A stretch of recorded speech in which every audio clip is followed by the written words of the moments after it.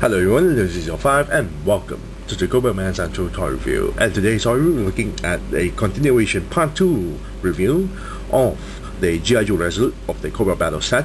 And today's action figure review, we'll be looking at Destro, the weapon supplier. So after removing all of the accessories and the figure plus the file card, we'll take a look at the file card first.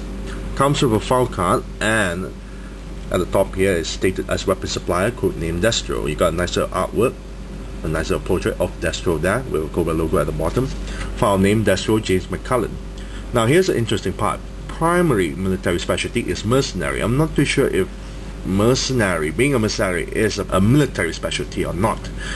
Now for his birthplace, Calendar, Scotland. Now in his write-up is stated as a major weapon supplier to Cobra. Destro takes a great personal interest in the success of the evil organization's undertakings. This is a man who understands power and the ruthless actions that are often necessary to acquire it and keep it. He heads to the far north with Baroness to take over an abandoned Russian missile silo as part of the Cobra plan to control every country on the planet. His technological understanding of the system serves him well, but he finds himself challenged by the stubborn ingenuity of the G.I. Joe team. And at the bottom, a small sacrifice is often necessary to achieve the greater goal. The G.I. Joe team fails to understand that, and it will be their ultimate downfall. And at the back, it's just black. Now, let's take a look at his base stand there. Comes with a 25th anniversary version of the Cobra base stand. You got a nice little Cobra logo on the top with two pegs for the figure to stand on. On the nameplate is stated as Destro. And at the back, 2007 Hasbro made in China. Now he comes with a lot of weapons, which is good. Especially on this weapon, this is show accurate.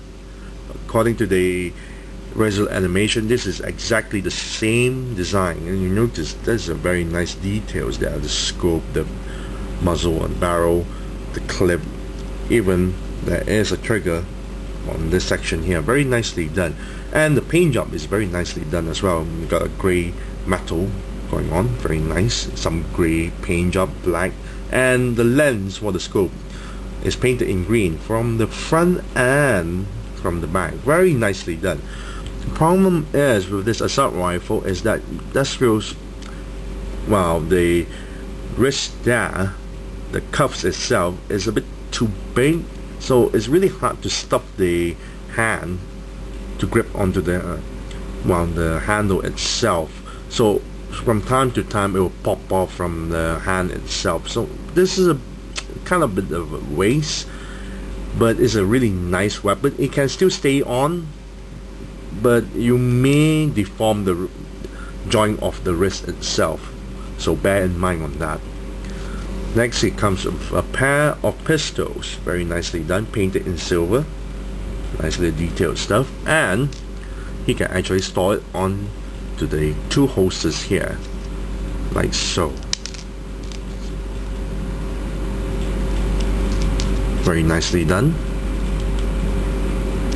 Of course, the assault rifle, there's no place to store it, so that's a bit pity there. Comes with a submachine gun, very nicely done. No trigger though, which is kind of weird. You notice there's no trigger. The entire thing is painted in silver, and nice little details there as well. Next, we have a briefcase, the Mars briefcase. You notice there's more little words of M-A-R-S, both sides as well, and you can actually open the briefcase like so. And you notice there's a shape there for you to store the submachine gun like so. But the moment you put it in, it's a bit pain to pull out the submachine gun. The funny thing about this briefcase itself is, as you can see, it's really difficult to pull out the submachine gun. There's a mold there for a trigger, and well, this submachine gun doesn't even have any mold for the trigger itself, so I'm not too sure why they did that. Now on the bottom section here, there's sort of like a laptop, very nicely done, painted in green and silver, very nice. And you can actually lift this section up because that's the monitor, very nicely done. Very nicely done. I really like this briefcase, and Destro can actually carry this briefcase around, very nice. Next, we have an additional arm. Now the arm is very nicely sculpted, as you can see on the circuitry there. Nice little paint job, and it looks like a typical, well, arm for a G.I. Joe figure. Once you plug into the body of Destro there, it works the same way. The arms can turn 260 degrees, can move up and down as well. As you can see, the joint there, the elbow joint here can bend this far, bend backwards, and turn 260 degrees. But the funny thing about this arm itself, it doesn't have a wrist joint. It doesn't have any wrist joint at all, so that's a bit pity there. And another problem is that when you want to pull out the arm, the original arm, out of Destro's body, and you plug it in, it will loosen up the joint itself. This one is still okay, but the original hand, the original arm itself, we tend to get a little bit, well, loose at times. So I don't suggest anyone do this so often. Just stick to one arm and bear with it. As you can see, it's a bit loose right now, and it's kind of a bit of wobbly if you notice. Now let's take a look at the figure's paint job. I really like this entire figure's paint job. It looks very nicely done. You got really dark blue. The entire majority of the figure itself is dark blue itself, and the linings are very nicely painted in red. Cobra logo on the chest there. The buttons are all in silver. However, in the show, the buttons are all in gold. Well, it's still alright.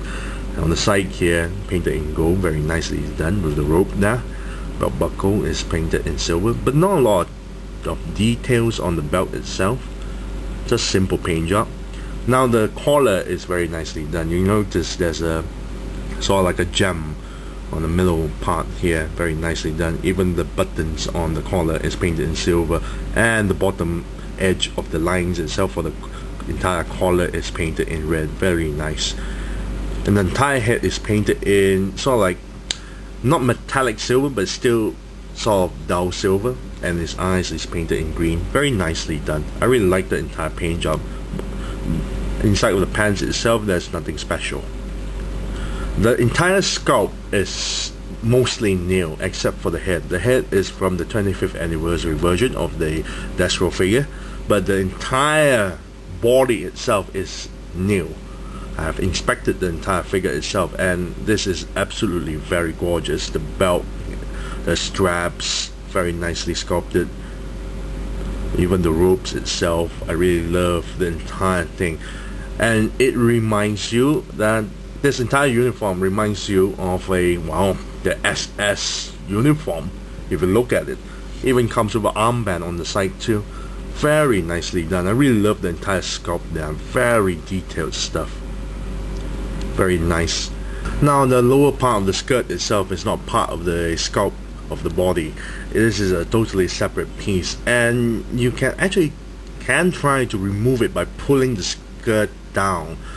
But bear in mind, the more you pull down, you'll probably stretch apart the waist section of the skirt itself, and from the moment you pull all the way down, it most likely overstretch it, and if you try to put it back on, it will become loose. Like mine, as you can see, it's a bit loose. Now the sculpt is very nicely done. I really like the entire sculpt. The cuffs at the lower portion of the shirt itself is very nicely done. Very nice.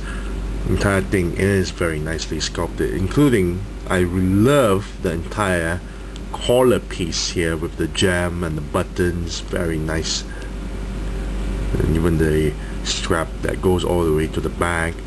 However, when you still lift apart the skirt itself, and you notice this is the opening now, the skirt itself, you notice the legs are not really, well, impressive. It's very normal looking. The boots there is also very nicely sculpted with all the wrinkles. Now let's take a look at the figure's articulation. The head actually can go side to side a little bit and move up and down and turn 360 degrees. Now the torso here can go side to side a little bit, forward and backwards, and turn 360 degrees. Now they show the joints here can turn 360 degrees. This one's a bit too loose and this one is still alright. And raise the arms this far. Very nice. Now the elbow joint here can bend this far, bend backwards a little bit and turn 360 degrees. Very nice. And the wrist joint here, turn 360 degrees. Here comes the bad part. The hip joints are hindered by the entire skirt itself. So the right side of the leg itself can bend more, but the left side is just quite hindered by the skirt itself. He barely able to bend the knees that much, despite that it has double jointed knee, so that's a bit disappointing there. Now the ankles here can pivot downwards, upwards and turn 360 degrees. You won't get a lot of dynamic poses for Destro due to the skirt here unless you remove it. Of course, the moment you remove it, whether or not if you can put it back on is another story, and whether or not if the skirt is, the waist of the skirt itself is outstretched and becomes loose, I can't guarantee you on that one. Now, the entire thing is absolutely gorgeous. I love the entire uniform for Destro here. It looks like a Nazi SS uniform for some reason, and I really love the entire sculpt. The paint job is simple, and I really love the weapons. The briefcase, I really love the cybernetic arm. I'm not too sure since when Destro actually has a cybernetic arm. I really like it, but a bit disappointing that there's no wrist joint there, but it's still alright. So overall, if I'm gonna give a rating on this, he's not perfect due to the hindrance of the skirt itself and unable to grab onto this awesome looking rifle, and every time you try to pull out the arm, it'll loosen up the joint, so that's a bit disappointing there. He would get a 9 out of 10 if he doesn't have all those kind of problems, but too bad he has a lot of problems with the rest of the stuff there. But the overall figure is really nice, so I'll give it an 8 out of 10. So I thank you all for watching. This is Lucy05 and I'm signing off.